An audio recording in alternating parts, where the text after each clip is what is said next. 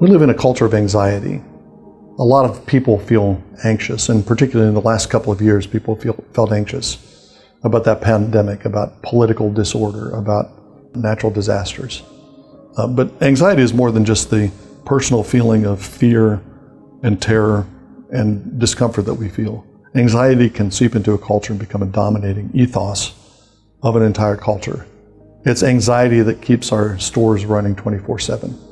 It's anxiety that keeps people accumulating and accumulating. They can't let themselves rest because they need to keep working. It's anxiety that drives workaholism. It's anxiety that drives our entire consumer economy. Anxiety is based on a truth.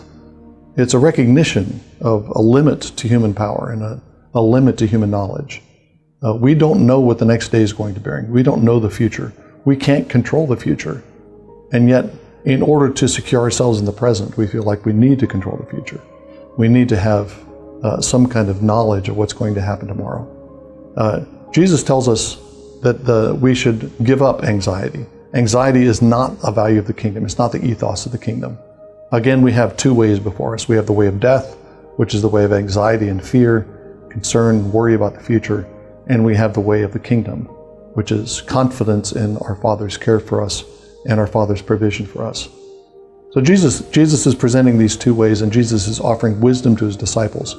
But his wisdom is wisdom only if the world that he describes is genuinely real, if the kingdom is real and our Heavenly Father is real, and our Heavenly Father really does care for us.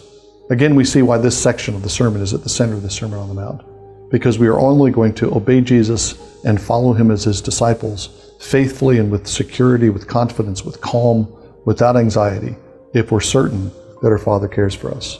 Enter the kingdom, leave the city of anxiety, and come into the kingdom of your Heavenly Father.